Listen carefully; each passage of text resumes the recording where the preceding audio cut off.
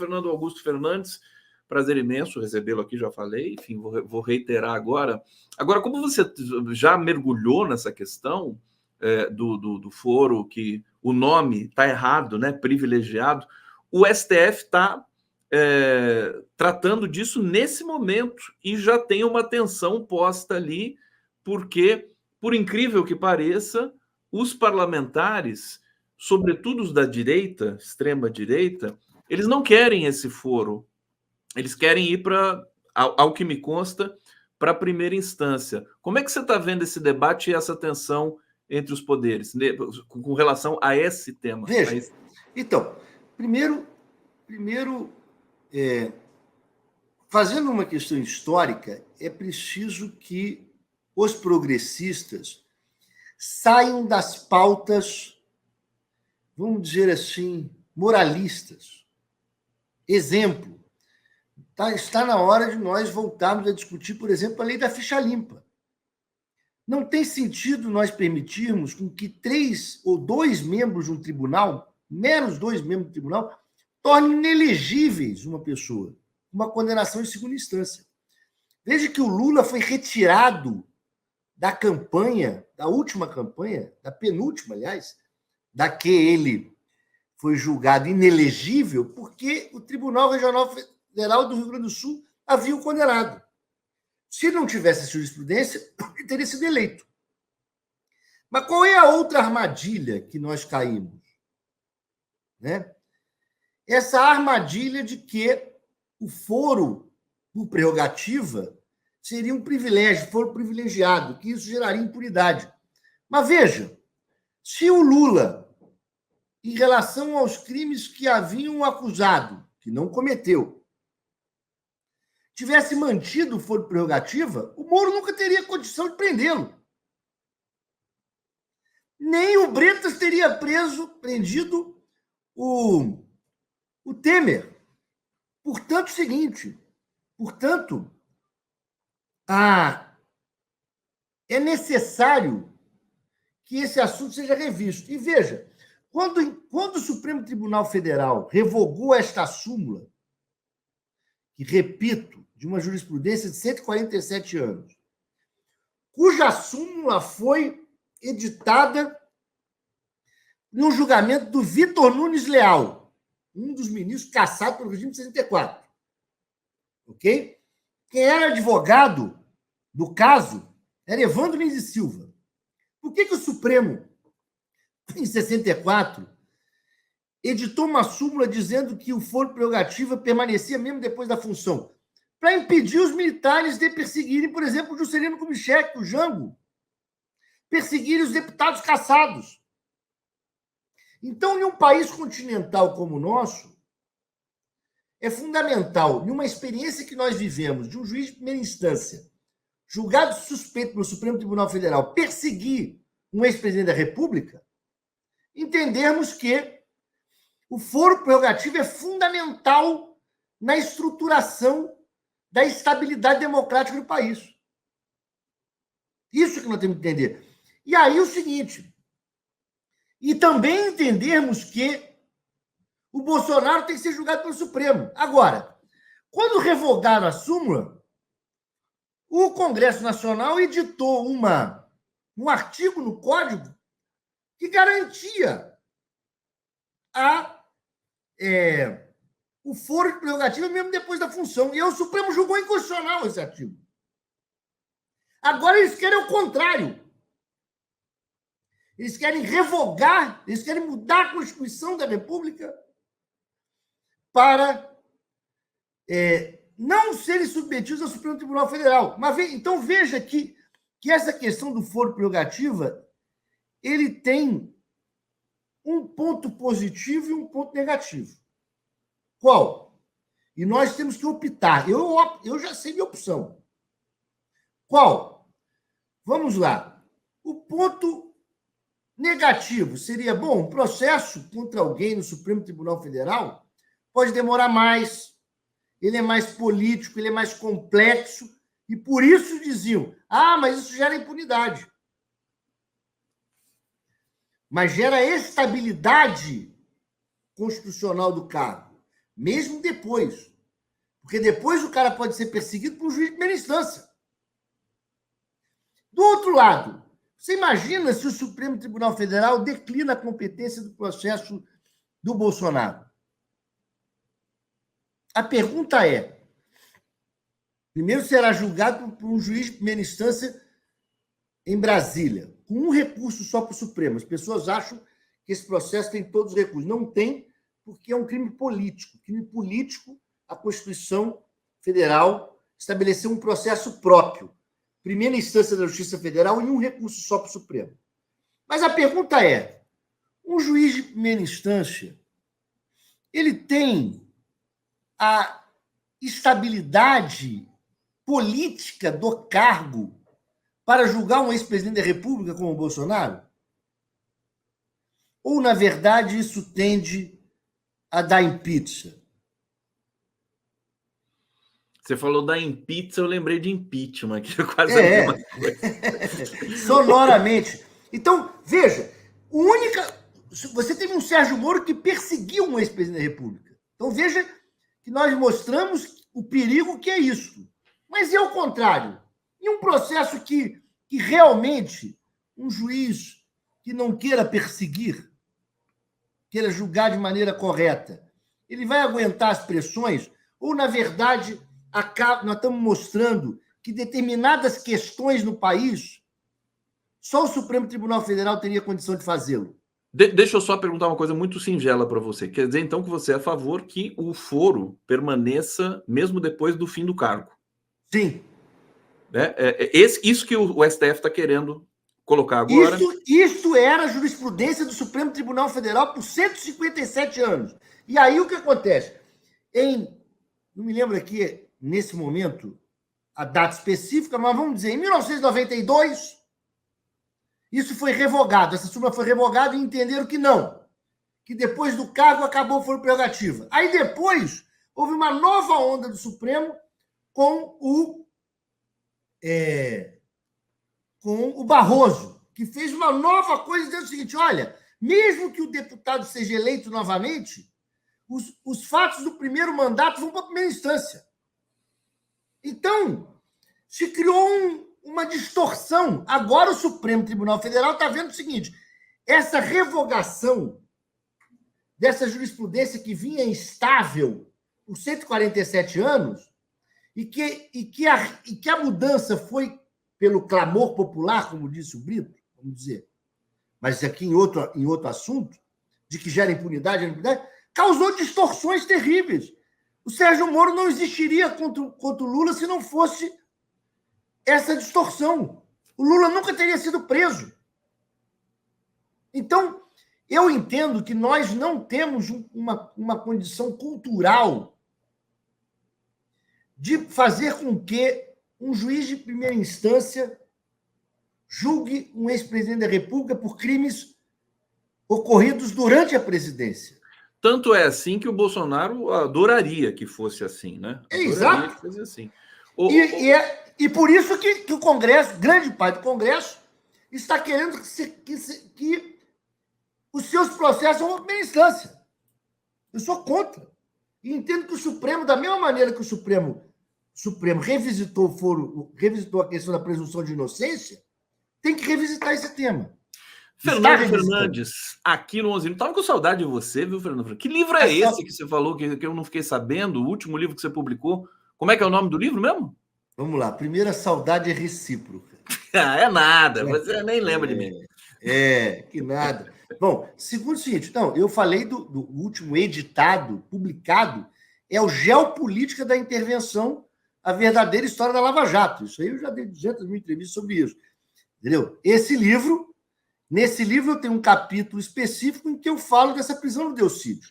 Esse livro saiu em que ano? Não, eu só estou... Porque eu esqueci aqui. A gente podia falar. Livro, eu acho que eu já falei desse livro até aqui. Esse livro saiu, se eu não me engano, em 24, deve ter saído em 22. Eu estou com mais 2 livros no prelo. Está com 2 no prelo. Depois vamos conversar, porque esses lançamentos são muito importantes aqui para a gente comentar, debater e lançar efetivamente o livro aqui. Olha, só trazer comentários rapidamente, antes de fazer mais uma pergunta para você, meu querido Fernando Fernandes. Zelina Silvano colaborando conosco, muito obrigado. Flávia Maria, meu bem-querer por Conde Brito é um tijolaço. Hussein Brasil, obrigado, Conde, por nos trazer o Brito. Ótimo dia. Ele ainda diz aqui, obstrução de investigação é delito continuado. Essa coisa meio polêmica que o Brito trouxe aqui. Veja só, obstrução... Está com a razão ele. Está com a razão. Está com a razão, mas a pergunta é, o deputado federal, ele só pode ser preso em flagrante delito do crime inafiançável. O deputado federal não estava cometendo um crime inafiançável. Obstrução de justiça não é um crime inafiançável. Entendeu? Então, é o seguinte, veja, ele tem que sofrer as consequências. Eu não estou aqui falando fazendo um discurso de que ele não tem que sofrer o peso de uma acusação gravíssima.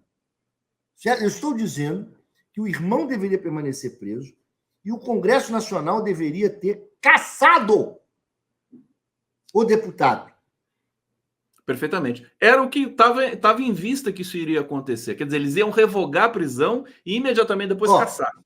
E mais o seguinte, uma aqui para quem nos escuta. Eu converso com muita gente, sou quase um jornalista.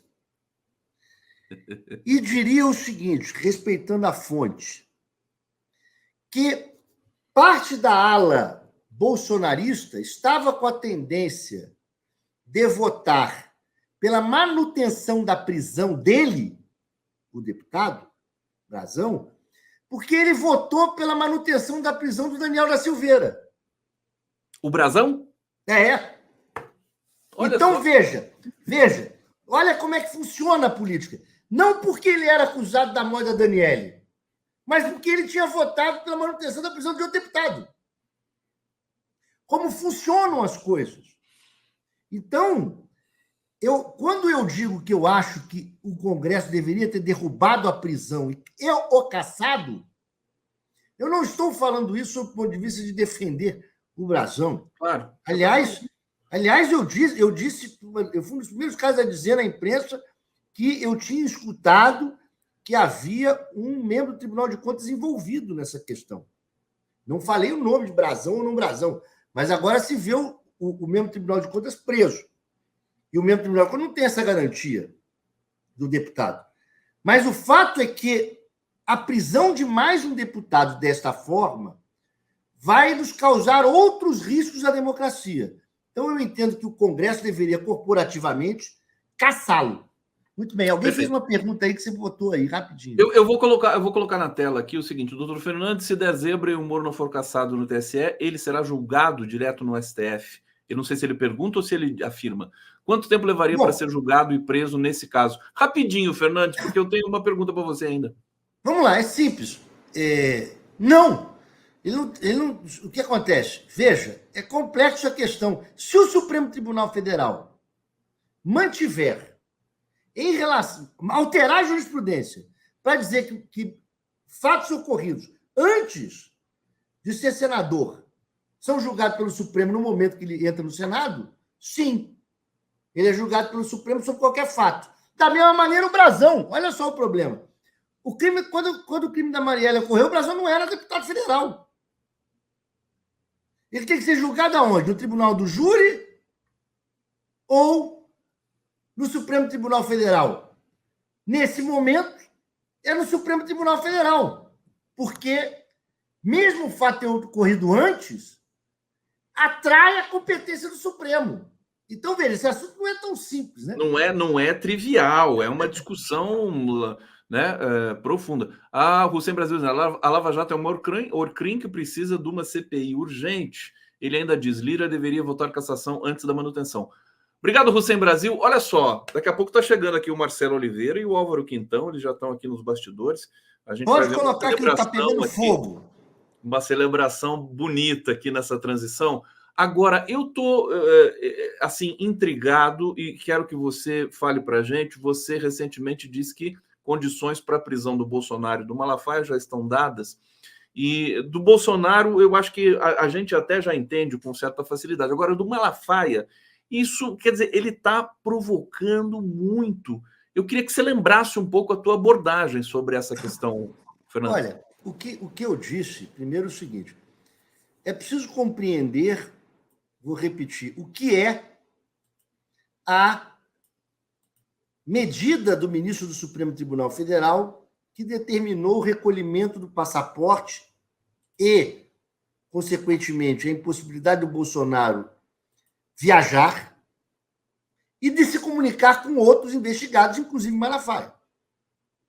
Não, Malafaia não estava nessa lista. O Malafaia não estava na lista. Mas tudo bem. Mas com outros investigados. O que acontece? Essa é uma medida substitutiva à prisão. Para ser decretada, o ministro primeiro verifica se tem condição de prender o Bolsonaro ou não. Tem. Estão presentes os pré-requisitos. Mas existe uma outra medida menos gravosa. A dele não deixar o país. Aí o sujeito entra para passar 48 horas em um território estrangeiro, entre aspas. É território estrangeiro? Não. Faz parte do território brasileiro. Mas o fato é o seguinte, juridicamente, é como se fosse. Porque lá dentro ele está fora da jurisdição. Nós não somos o problema do Equador com o México. Né? Então, é o seguinte, ele saiu da jurisdição do Supremo por 48 horas. Significa que ele descumpriu uma ordem do Supremo e deveria ter sido preso. Ponto. O Malafaia, ele está sendo coautor dos ataques ao Supremo Tribunal Federal. Por isso eu entendo que estão presentes os pré-requisitos para a prisão dos dois. No entanto, é o seguinte, cabe a análise de conveniência disto ao ministro do Supremo Tribunal Federal. Agora, se nós temos dois advogados aqui, o Marcelo e o Álvaro, se puder colocar aí na o tela... Álvaro, então, vou pedir para o Álvaro abrir a câmera para a gente já colocar aqui também. Álvaro, abre a câmera, que eu quero dizer, eu quero fazer um elogio público a esses dois advogados que tiveram a coragem, o Álvaro e o Marcelo, tiveram a coragem de, como diretores da OAB Rio de Janeiro, portanto, não passíveis de exoneração e demissão, pediram exoneração, renunciaram ao cargo em razão de um grave ataque que a Comissão de Direitos Humanos do Rio de Janeiro teve, infelizmente, do seu presidente, que nós tanto admiramos em várias questões, o Luciano Bandeira, mas, neste momento, em razão de um problema eleitoral no Rio de Janeiro, com a vice-presidente tendo se filiado a uma entidade de advogados conservadores, portanto, bolsonaristas, exonerou um membro da Comissão de Direitos Humanos porque este agiu requerendo o desarquivamento de diversos inquéritos para que fossem investigados em relação a outros crimes envolvendo morte de milícia. Então, a coragem que tiveram esses dois advogados de não ficarem no conforto do gabinete da diretoria da Ordem dos Advogados e terem se lançado em um racha fundamental para a reconstrução de uma ordem independente ao qual todos nós aqui ajudamos muito.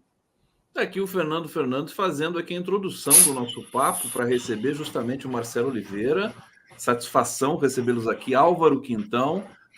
O Marcelo Oliveira foi até terça-feira, né, presidente da Comissão de Prerrogativas da OAB do Rio de Janeiro, e o Álvaro Quintão foi também secretário-geral da Comissão de Direitos Humanos ou da OAB? Da OAB. Da OAB. Sejam muito bem-vindos. Obrigado, Fernandes, você fica mais um pouquinho para ouvir o preâmbulo deles aqui, porque eu quero ouvir, então, vamos começar com o Quintão, explicando um pouco aqui, reverberando, repercutindo essa fala bonita do Fernandes em solidariedade ao gesto de vocês, que, enfim, está sendo comentado em vários momentos, né, em vários sites nesse momento pelo Brasil. Álvaro Quintão, então, por favor, a palavra é sua. Um prazer. Obrigado pelo convite, Conde. Obrigado aí, meu amigo Fernando Fernandes. Fernando faz todos esses elogios, porque com certeza é um grande amigo, e a gente tem que dar um desconto, né, quando os amigos elogiam. Mas obrigado por tudo. E o Marcelo Oliveira, esse grande parceiro, esse grande amigo de gestão de ordem. Bom, vocês na introdução já deixaram bem claro, né, o motivo que nos fez pedir a renúncia, o afastamento da Ordem dos Advogados. Desde que a Comissão de Direitos Humanos, que eu presidi durante 4 anos e meio, de 2019 até o começo de 2023, eu fui presidente da Comissão de Direitos Humanos, também da Ordem dos Advogados. Me desliguei e o Ítalo Pires assumiu a presidência. Então, desde 2019, a gente acompanha de perto, participa ali das atividades da Comissão de Direitos Humanos. Na semana passada, depois que nós anunciamos que daríamos início ao processo de abertura, de requerimento de abertura de alguns inquéritos policiais, onde os delegados envolvidos, né, acusados de envolvimento no assassinato da vereadora Marielle, teriam atuado. Nós fomos surpreendidos pelo presidente da OAB, que anunciou que passou um final de semana sofrendo muita pressão, que ele estava extremamente constrangido e que, por conta desse anúncio, ele exoneraria o comando da Comissão de Direitos Humanos. Ponderei, isso foi na segunda-feira da semana passada, eu ponderei, passamos a semana conversando, dialogando e tentando evitar que chegássemos a esse ponto, para que pudéssemos continuar o trabalho da Comissão de Direitos Humanos, o mesmo trabalho que é feito durante os últimos 5 anos. Na sexta-feira, ele enviou por e-mail uma exoneração do presidente. E na segunda-feira, o presidente tomou ciência desse e-mail e houve aí, de fato, uma insatisfação muito grande de todos os membros da Comissão de Direitos Humanos e de várias outras comissões que não aceitaram esse tipo de pressão, esse tipo de ingerência. Estranhamente, aí o Fernando Fernandes aí já antecipou, estranhamente, isso vem acontecendo numa medida cada dia maior de pessoas ligadas a grupos de conservadores e que vêm atacando diretamente o trabalho que a Comissão de Direitos Humanos vinha fazendo dentro da ordem. E quando chegamos a encostar, provocamos a reabertura desses inquéritos envolvendo o caso Marielle, a pressão se tornou insustentável e a Comissão de Direitos Humanos foi exonerada. Por isso, nós tomamos essa atitude de renunciar, de nos solidarizar com todos os membros da Comissão de Direitos Humanos e de toda a sociedade carioca, porque o trabalho que a comissão estava fazendo era um trabalho para levar luz para o que aconteceu e o que vem acontecendo de fato na sociedade carioca, na sociedade fluminense, relacionado a esses agentes públicos, esses delegados, e qual é o envolvimento de fato do crime organizado nisso. Nós temos alguns casos concretos em que nós atuaríamos e, em solidariedade a todos esses casos, nós tivemos que renunciar e pedir o afastamento. Tá, e são mais de 150 integrantes, salvo engano, que também... Só na terça-feira, Conde, só na terça-feira, a Comissão de Direitos Humanos ela era organizada em 25 grupos de trabalho. Cada grupo de trabalho focado num tema. E cada grupo tinha até 20 pessoas. Então, na primeira renúncia coletiva, foram 150 nomes. Hoje já existem mais de 50 nomes que apresentarão também a renúncia essa semana. Então, a Comissão de Direitos Humanos ela está praticamente toda se afastando da Ordem dos Advogados. Agradeço ao Álvaro Quintão aqui por essa introdução. Vamos ouvir o Marcelo Oliveira, então, também, nessa mesma toada, querido Marcelo. Obrigado pela presença aqui hoje, hein? Eu que agradeço pelo convite, Conde. Boa tarde para todos os seus espectadores. É um enorme prazer estar aqui ombreando com o Fernando Fernandes e com o Álvaro nessa oportunidade, nessa conversa nossa. Nós, Conde, fazemos parte de um projeto, né, de Ordem dos Advogados de alguns anos para cá. Entramos juntos em várias funções diferentes, mas sempre apontando para uma única direção, que é de uma entidade democrática, uma entidade que se ocupe efetivamente com o advogado, com a advogada, em todas as fases da carreira, mas especialmente em início de carreira, mas que faça um diálogo institucional altivo com os poderes, especialmente com o Poder Judiciário, que democratize o mercado de trabalho, que tenha, né, uma visão crítica sobre as instituições, sobre os poderes, para que a gente possa colaborar, contribuir para a sociedade. Isso que o Álvaro está relatando, na verdade, é o último episódio, ou talvez o mais grave que nós observamos, mas de um processo que já vem ao longo de algum tempo se revelando dentro da Ordem dos Advogados, de redução de espaços para que a gente possa trabalhar com autonomia, com independência, esses temas que, de alguma forma, geram necessariamente, obrigatoriamente, embates na sociedade. A gente não pode achar que a Comissão de Direitos Humanos, uma comissão de prerrogativas, ela não vai gerar calor na sociedade. É o contrário, né? Os poderes eles veem a ordem como um agente, como um ator fiscalizador da sociedade civil. Não à toa a OAB tem esse papel e é vista como uma instituição que representa a sociedade civil, não apenas a classe da advocacia, mas a sociedade civil de uma forma geral. E agora, mais recentemente,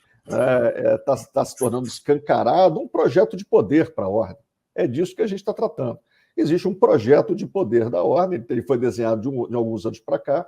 Hoje eu sou diretor estatutário, mas é a terceira vez, por exemplo, que eu ocupo a função de diretor tesoureiro. Comecei tesoureiro do Adi Damus, né, e agora estive 2 vezes, né, estava completando meu segundo mandato com o Luciano.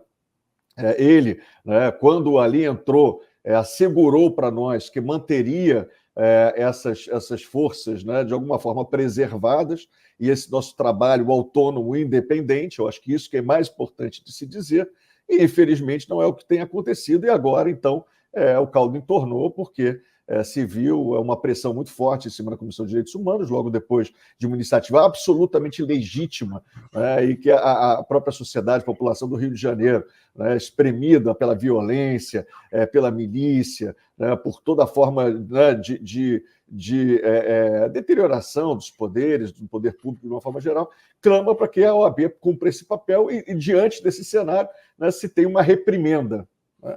E não foi só essa reprimenda que a Comissão de Direitos Humanos tomou, em outras situações ela já estava sendo criticada, a Comissão de Prerrogativas a mesma coisa, a nossa integrante, presidente da comissão, que é muito importante para a gente, o OAB Jovem, porque a gente tem 40% da advocacia ali na faixa dos 30 até os 35 anos, ela também, né, recebeu uma reprimenda porque se insurgiu contra o que a gente chama de política de cafezinho no tribunal, né, de tapinha nas costas, que em nada contribui para o aprimoramento da justiça, quando o Rio de Janeiro hoje tem uma das justiças mais caras do Brasil, é a terceira mais cara do Brasil. Eu estou afirmando isso categoricamente por conta dos números que são revelados pelo Conselho Nacional de Justiça no seu relatório, quando é uma justiça que hoje excluiu a classe média da possibilidade de acessar a justiça. E por que eu digo isso? Porque você precisa demonstrar uma condição de miserabilidade para obter gratuidade de justiça, e hoje as custas e a taxa judiciária são absolutamente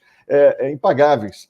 Então, você naturalmente vai excluir ali aqueles mais abastados que têm condições de pagar, mas a classe trabalhadora, né, a classe que tem algum rendimento que possa ser demonstrado, né, a classe média, de uma forma geral, está sendo excluída da Justiça do Rio de Janeiro. Então, assim, são problemas muito graves que estão acontecendo no Rio de Janeiro. Aí você tem uma representação ali, né, que já se revelou que se associou a uma associação conservadora, que não é qualquer associação conservadora. Não é disso que a gente está falando, uma opção de voto, não é disso que a gente está falando, não. Nós estamos falando de uma associação conservadora que foi fotografada no gabinete do ministro Anderson Torres, imediatamente depois do segundo turno das eleições de 2022, às vésperas da tentativa de golpe do 8 de janeiro. É disso que nós estamos falando. Né? E as pessoas podemos dizer com naturalidade. Não é natural isso, não é normal isso. Marcelo Oliveira, quer dizer, trata-se de uma crise de grandes proporções nesse momento da OAB do Rio de Janeiro. Fernandes, Eu não sei se eu libero você ou passo para você fazer só um comentário final aqui, eu vou seguir com eles aqui. Faço um comentário. O que acontece é o seguinte... A permanência do Fernando aqui vai ser um prazer, porque eu adoro ver o Fernando falando. Aliás, tá? o Los Gatos está claro. dizendo aqui, o Fernando Fernandes é um excelente professor. Obrigado. Aprendo demais com ele. Olha, de verdade, primeiro, o Sobral Pinto dizia que a advocacia criminal não é lugar para covardes. Mas eu não diria que só a advocacia criminal. Quando nós estamos falando da atuação de uma comissão de direitos humanos, isso não é lugar para covardes. Comissão de prerrogativas, e não é à toa que um grupo, que é o Grupo Prerrogativas, tem esse nome. A Comissão de Prerrogativas da OAB São Paulo, da OAB Rio de Janeiro, da OAB, e da OAB Federal, essas comissões precisam ter condição de enfrentamento. Essa é a grande questão. Eu fui presidente da Comissão de Prerrogativas. Eu disse que ia colocar na porta não as palavras do Pequeno Príncipe, como disse certo advogado na tribuna do Supremo Tribunal Federal, mas de Maquiavel dizendo só se respeita o que se teme.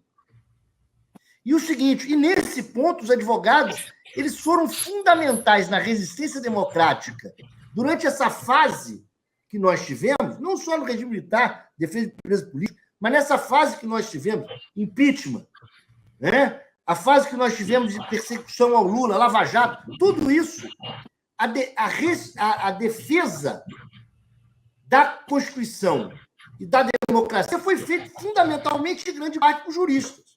Mas, enquanto isso, a OAB Federal, por exemplo, chegou a pedir o impeachment da Dilma.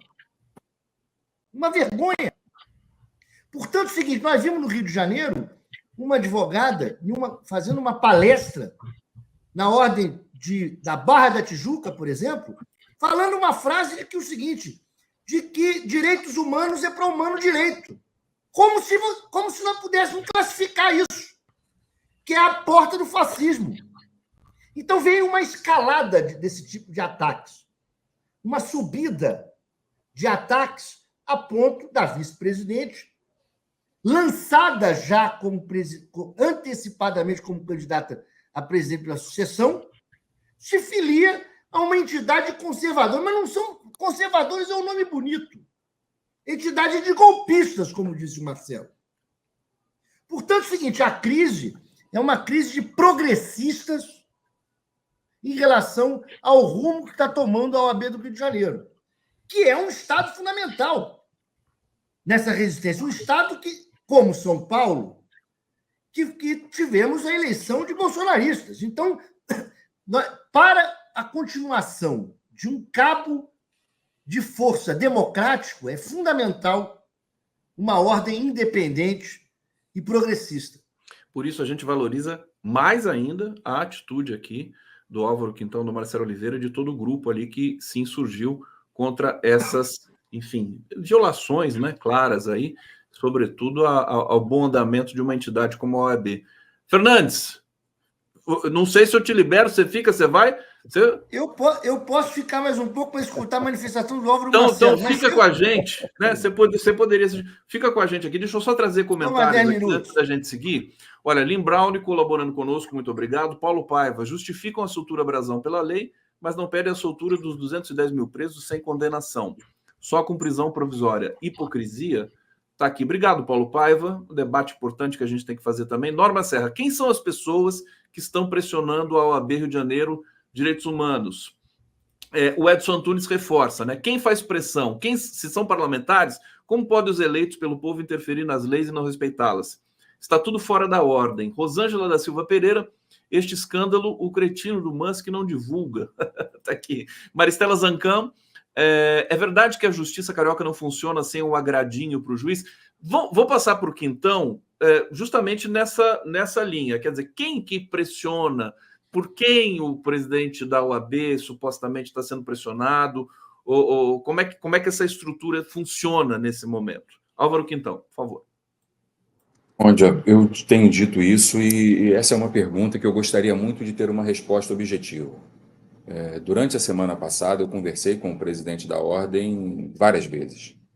E eu perguntei isso a ele pessoalmente, perguntei várias vezes. Quem está pressionando? Que tipo de pressão você está recebendo? Ele não diz. Ele diz apenas que é uma pressão muito grande e um constrangimento, e que ele mudaria o comando da CDH, da Comissão de Direitos Humanos. O que acontece é que hoje existe, de fato no Rio de Janeiro, uma dificuldade muito grande de apurar determinados crimes, de apurar e de defender a investigação de determinados crimes, principalmente quando envolve, em alguns casos, agentes do Estado. A Delegacia de Homicídios do Rio de Janeiro, ela é extremamente hostil a toda iniciativa concreta de se buscar a verdade em alguns casos.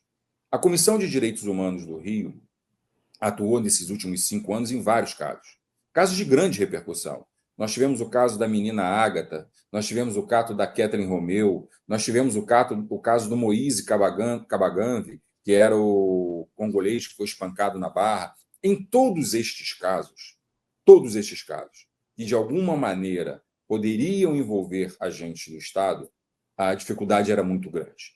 E nós estamos falando aqui de um período de 5 anos. A pressão sempre existiu. Mas quando nós começamos a reabrir, ou a provocar, ou a discutir a necessidade de reabertura de alguns casos envolvendo estes agentes públicos, alguns membros da Comissão de Direitos Humanos, por exemplo, eu diria que os 2 procuradores que sempre tiveram na linha de frente, o doutor Rodrigo Mondego e a doutora Mariana Rodrigues, começaram, inclusive, a receber ameaças em seus celulares. Começaram a receber ligações do tipo: esta coisa não pode ir para frente. Um dos motivos de nós tornarmos público o trabalho que estávamos fazendo é exatamente a tentativa de proteger a integridade física de alguns membros. Porque quem conhece um pouco de direitos humanos no Brasil sabe que os defensores de direitos humanos muitas vezes colocam suas próprias vidas em risco. E levar luz a esse tipo de investigação, de trabalho, muitas vezes protege os agentes de determinadas ameaças. Então, quando nós decidimos, e aí quando a Comissão de Direitos Humanos decidiu que eu deveria ser a pessoa a dar voz a esse movimento, era pelo fato de ser secretário-geral, de ter sido presidente da Comissão de Direitos Humanos, deles se sentirem abraçados e protegidos pela instituição OAB. Este é o motivo de você levar luz, de dar visibilidade a esse tipo de problema. E quando você mexe com casos como o da Marielle, a pressão é sempre muito maior. Mas ela não é novidade. Nós sempre fomos pressionados para não mexer em determinados casos. Mas sempre tivemos a postura de levar adiante a investigação, enfim, independente de quem estivesse sendo investigado. E isso nunca houve interferência direta, nem da presidência da Ordem, nem do Conselho, muito pelo contrário. Nós sempre tivemos apoio da Ordem. A Comissão de Prerrogativas, por exemplo, quando os membros da comissão não tinham acesso a determinados inquéritos, a determinadas investigações, a Comissão de Prerrogativas era a primeira a agir na defesa dos membros da Comissão de Direitos Humanos. E, estranhamente, são as 2 comissões mais atacadas nesse momento. Então, eu gostaria muito de saber quem pressiona e por que pressiona. Tá? Começou agora uma narrativa de que seria um momento eleitoral. O Marcelo, o Fernando, o Conde. Comissão de Direitos Humanos não tira férias em período eleitoral. Comissão de Direitos Humanos não tem um ano sabático num ano eleitoral. Comissão de Direitos Humanos atua diariamente, independente do período. Nós não podemos deixar de fazer um trabalho porque esse ano vai ter eleições ou não vai ter eleições. Teremos ou não eleições esse ano. Nós tivemos uma eleição há 2 anos e a Comissão de Direitos Humanos trabalhou normalmente. Nunca houve este tipo de interferência e nem tentativa de diminuir a importância do trabalho da Comissão de Direitos Humanos num ano eleitoral. Aliás, um momento me parece que a violência tem aumentado nos anos eleitorais. Com certeza. Torna mais necessário ainda a Comissão de Direitos Humanos. Na última eleição, nós tivemos morte de pessoas, capoeiristas, etc. Imagina, vamos parar porque tem eleição? Só para concluir, essa associação de juristas, Ela não é qualquer associação de juristas, como já foi dito aqui. Ela é a associação de juristas onde fazem parte o Flávio Bolsonaro, aonde o Ives Gandra faz parte, um dos primeiros defensores da tese de que o artigo 142 permitia uma intervenção militar. É deste pessoal que nós estamos falando. É deste grupo que nós estamos hoje dizendo que está, de alguma maneira, interferindo diretamente nesse trabalho. Uma das primeiras pessoas a aplaudir a saída da Comissão de Direitos Humanos, isso está nas redes sociais, foi a vice-presidente da OAB da Barra, que defendeu direitos humanos para humanos direitos. Né? Foi a primeira a aplaudir a mudança do comando da Comissão de Direitos Humanos. É disso que nós estamos falando. Não é de qualquer coisa, não é de qualquer divergência política que eventualmente tenhamos. Olha, estamos aqui fazendo essa denúncia, repercutindo com muita força e ênfase, realmente, porque a cada fala de vocês aqui eu vi que a questão cada vez fica mais grave, né? Para a minha percepção, para a percepção do público aqui. Eu queria passar para o Marcelo Oliveira agora, perguntar o seguinte, quer dizer, tem uma informação aqui na coluna do Anselmo Góes. OAB Rio de Janeiro pede formalmente a reanálise de inquéritos conduzidos por delegados suspeitos no caso Marielle. O que é isso? Parece que isso foi lançado logo depois que eclodiu a crise. É uma cortina de fumaça, Marcelo? O que é? Conde, é uma tentativa de dar resposta, né, a algo que a gente deixou muito claro, né, e que a gente noticiou para o Brasil inteiro. Eu acho que a ordem ela não pode se furtar a esse papel, né? Se furtar esse papel é negar a própria essência da entidade. Então, naturalmente, que agora, né, vai se tentar fazer algum esforço para progredir com isso. Mas uma coisa que eu falo com bastante frequência, como assim, é que é muito diferente, né, você permitir que uma comissão de trabalho execute a sua função e você dar protagonismo e centralidade para um tema político. Você dar prioridade política para um tema. Né? Então, nos últimos anos, assim, a gente não pode se queixar disso, nós conseguimos até, pelo menos alguns meses atrás, trabalhar com alguma autonomia e independência dentro da gestão, mas é diferente do próprio presidente dar centralidade e protagonismo para essas pautas, né? Dele ir à mídia, dele cobrar providências, quer dizer, aparentemente, né, e é isso que nos preocupa, né, o que se vai fazer é pedir a reabertura para dar uma satisfação para a sociedade. Porque uma isso investigação, se exige da OAB. Já interromperam, uma investigação tipo do Rivaldo Barbosa? Bom, que parava a ordem assim, não é o órgão investigativo, mas a ordem tem a voz, a fala da sociedade civil, o peso representativo para exigir dia a dia, rotineiramente, que essas questões sejam resolvidas. E eu achei até interessante, teve uma pergunta aí sobre o judiciário, quer dizer, uma pergunta sobre problema, né, do judiciário, como é que se resolve as questões do judiciário, não me lembro exatamente como é que ela foi formulada, mas o fato é o seguinte, assim, existe uma percepção, inclusive em relação ao Poder Judiciário, né, e aí eu vou voltar para a minha pauta de prerrogativas, né, porque a gente está sempre trocando, eu e Álvaro aqui, sobre questões de prerrogativas e direitos humanos, mas na pauta de prerrogativas do funcionamento do Tribunal de Justiça, tem aí alguns elementos gravíssimos que evidenciam que o nosso judiciário, e eu falei da questão do custo, mas é uma desestruturação do Poder Judiciário, que evidencia que o nosso judiciário ele está disfuncional. Né? Então, assim, até... Eu acho que foi na semana passada, o tempo passa rápido, às vezes a gente perde, né, a gente perde o seguimento do curso do tempo, mas na semana passada o presidente do Tribunal de Justiça, ele simplesmente não renovou um concurso público quando você tem mais de 1.500 vagas abertas no Tribunal de Justiça. Né? Ou seja, quer dizer, há uma iniciativa clara de desestruturação do poder. Né?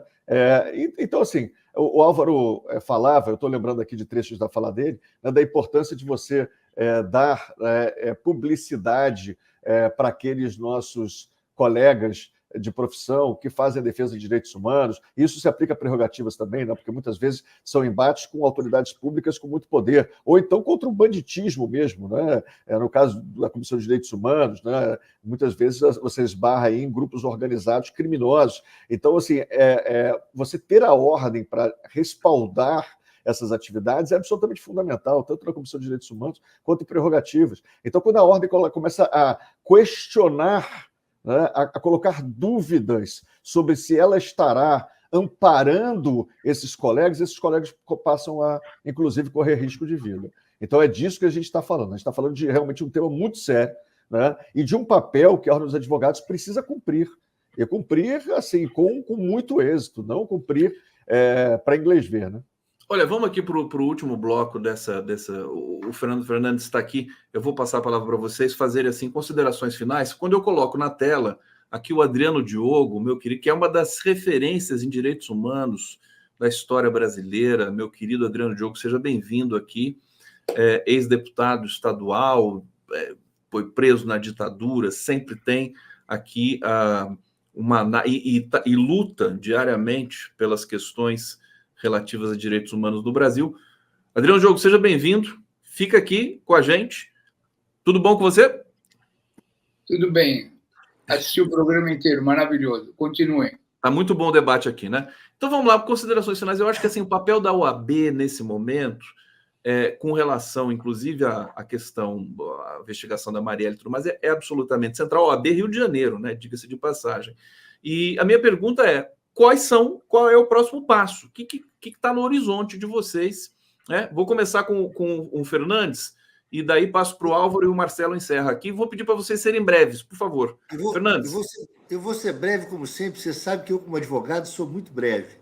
Bom, a questão é a seguinte: eu acho que o Marcelo tocou no ponto mais do que crucial. Uma coisa é fingir que está fazer depois da crise instaurada e desautorizar a Comissão de Direitos Humanos. Não é à toa que 150 pessoas pediram exoneração, e mais outros. Mas depois disso, fazer um pedido simbólico de que desarquive determinado inquérito. Já está dito antes do pedido que não é para fazê-lo.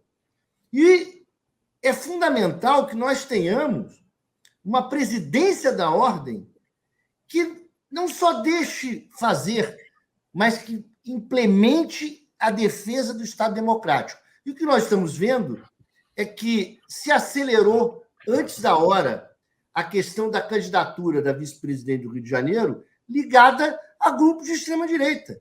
E isso fez com que se desestruturasse uma independência correta das comissões fundamentais, que é a Comissão de Direitos Humanos, a Comissão de Prerrogativa, e não é isso que nós queremos, entendeu? Na ordem do Rio de Janeiro ou na ordem federal, em qualquer uma. E, obviamente, que o caminho é impedir com que essa crise institucional se aprofunde. E esse é o papel fundamental do Marcelo, do Álvaro e de todos nós. Álvaro Quintão.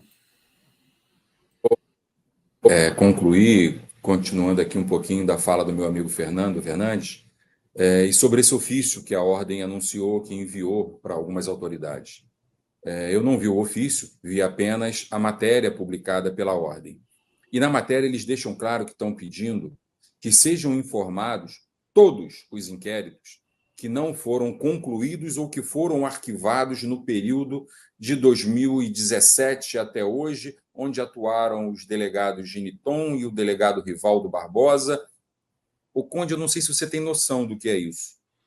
Só de crimes, de homicídios praticados nesse período, é uma média de 5 mil por ano no estado do Rio de Janeiro. Nossa. Com uma taxa de solução de uma média de 21%. Só no ano de 2018, 21% foram concluídos, de um total de quase 6 mil. É humanamente impossível que isso chegue a algum lugar. É uma tentativa de mostrar que está requerendo aquilo que não vai existir. É humanamente impossível a Ordem dos Advogados, e nem é o papel da Ordem, investigar se desses 6 mil inquéritos, desses 6 mil registros no ano de 2018, estou falando só de 2018, quase 6 mil registros só no ano de 2018, 20% foram... E nem vamos acreditar que esses 6 mil foram arquivados ou não foram apurados, porque tinha algum interesse por trás disso. Tá? O trabalho que a Comissão de Direitos Humanos estava fazendo e vai continuar fazendo, agora os seus membros, de forma voluntária e pro bono, é atuar naqueles casos concretos que nós já temos. Nós temos uns 5 ou 6 casos já apurados de investigação que não foram adiantes e que são suspeitas. São esses casos, efetivamente, que temos que pedir reabertura. Não adianta passar essa falsa ilusão para a sociedade que vamos analisar uma média de 5.000 registros por ano, tá, para apurar o que foi ou o que não foi arquivado. Isso é uma forma de não fazer nada. A Comissão de Direitos Humanos, na semana que vem, vai se organizar, o que sobrou dela, né, ou as pessoas que lá estavam, vão se reunir, vão se organizar, de que forma continuarão atuando, somos todos advogados, de que forma continuaremos atuando e assistindo as pessoas que hoje são assistidas pela Comissão de Direitos Humanos da OAB. Existem algumas famílias, algumas pessoas que disseram que não querem continuar, mas que querem continuar com a nossa assistência.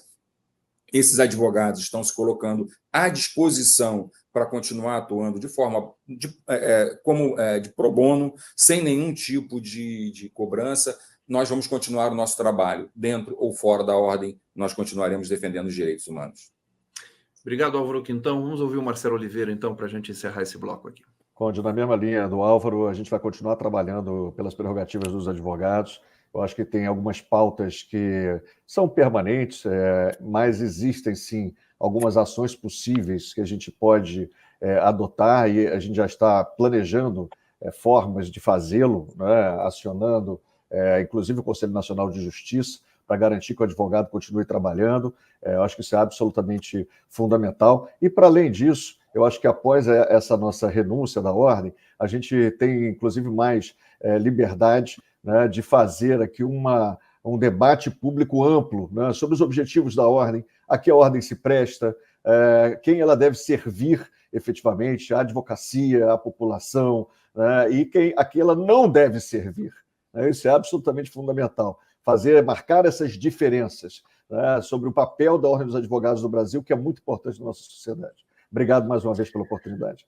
Marcelo Oliveira, Álvaro Quintão, parabéns pelo trabalho. Obrigado, Fernando Fernandes. Aliás, o Fernando Fernandes que suscitou essa pauta aqui para a gente trazer para o 11 News. Agradeço imensamente. E vamos continuar à disposição e cobrindo essas questões aqui, trazendo para o debate no nosso coletivo aqui, que sempre é muito intenso, muito engajado.